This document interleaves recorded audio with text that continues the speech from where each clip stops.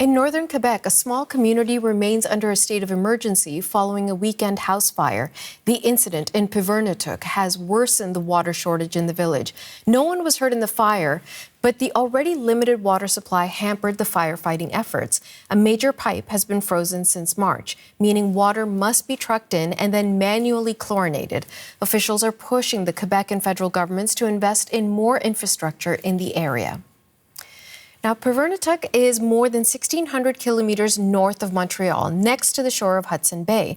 And the water emergency has hit the community hospital particularly hard. It has run out of water several times in recent weeks. For more on that, we're joined by Dr. Marie-Faye Galarneau. She's a family physician who practices in the region.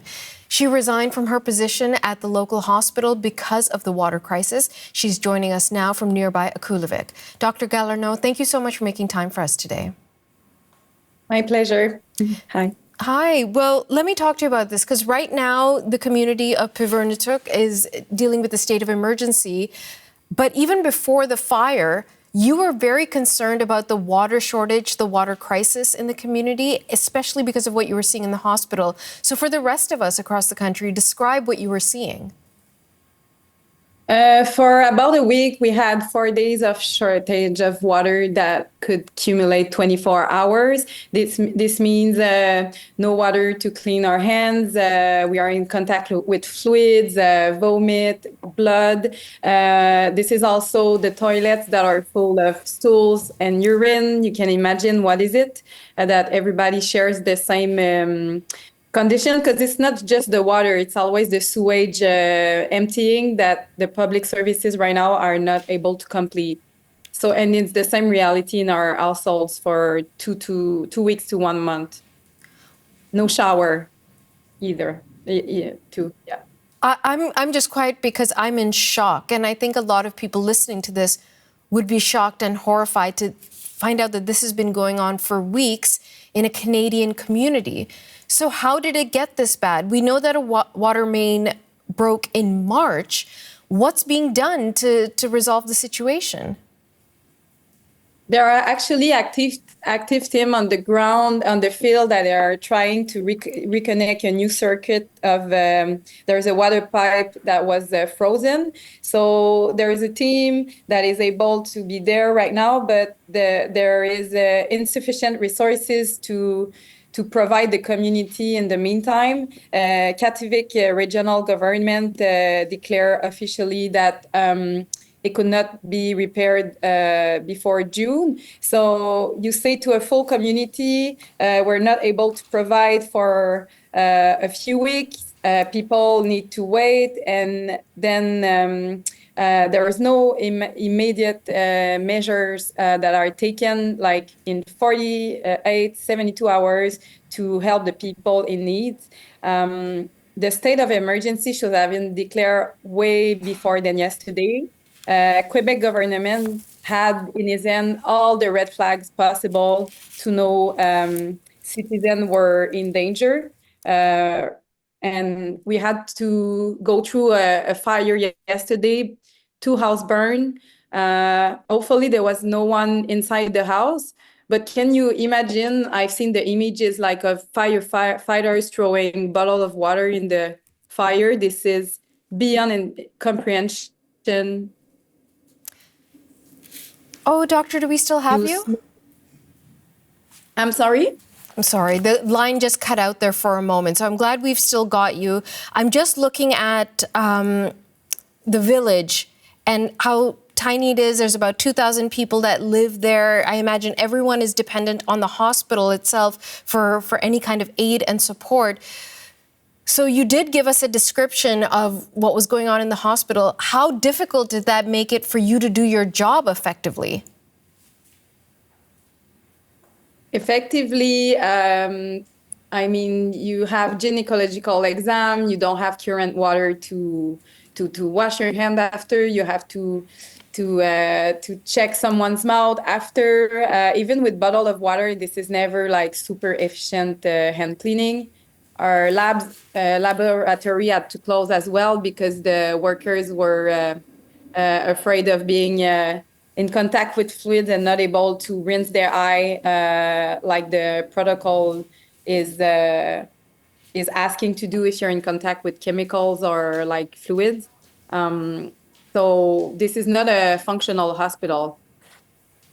You have dedicated 5 years of your life to this community. You're still working in the region. Tell me about your decision to resign from the hospital. This was something I had in mind, not because of the community that I love with all my heart, and I work with a really great team, but the life conditions are becoming unbearable, and I decided to slow down my weeks here throughout 2 years. But last week, when I was in my apartment, day 9, without able to take a shower in my own shower, wash my dishes, my toilet full of like pee and stools, I'm like, it's not. I mean, I love my job, but I cannot accept people are treated like that in the community or the workers as well. And I thought like sending my letter of resignation to our instances could be also a pressure measure. What did your supervisor say when you said, look, these are not adequate working conditions. These are not conditions under which people can be cared for? I mean, our supervisor, our direction is well aware of the issues, and it's beyond the jurisdiction of the hospital as well to deal with access to water. They try to accommodate us, giving us apartment where there's still water, but it doesn't change that all the community is affected. And I personally feel bad to go in an apartment they provide me when there's families that are 8 or 10 people in a house not having access to emergency shelter to have their hygiene completed. So that is a huge discomfort, like ethically for me, even to accept those kind of accommodation. What needs to happen, Dr. Galarneau? I think Yann Lafrenière, the minister right now, has everything in his hand to act. I'm asking personally for more communication, because usually there's no publication, there's no daily statement to inform the citizen what is going on. So I'm asking the minister to do so. They need to invest in remote areas, better infrastructures, because this problem will happen next year. I'm asking also that they apologize not to act before. I think citizens could have been protected way before, and according to like civil administration and constitutional law, citizens have seen their rights violated for almost a month now, and way before, if I can permit to say so. Yeah, of course. Before I let you go, Doctor, describe to me what you're hearing from your patients before you left the hospital and what they were telling you about living under such conditions. People, usually, I don't want to take their voices because I'm not Inuit. So I will report one story from someone who told me our young kid was having gastroenteritis, vomiting, and having diarrhea everywhere in the house. She didn't have any water, like to clean the floor, permit to wash the kids after the diarrhea. She was kind of hopeless and pretty happy that we could offer a shelter at the hospital to take a shower and hydrate the kid. And the day it happened, the hospital was without water. So people, sometimes I think they can lose trust. And you can imagine Nunavik could not vote this year at federal elections. They didn't open like office for votes, and the ones that were open were like for 1 or 3 hours. So you're telling Inuit communities that they are second citizen and how they can trust the institutions right now. So I think some people are really in a mistrust position right now regarding the institutions that should protect them. Wow, this has been very eye-opening. I'm sorry that the community is dealing with this, and I really, really thank you for your time and for shedding light on it. Dr. Marie-Faye Galarneau, thank you for joining us. Thank you for receiving me. It's our pleasure.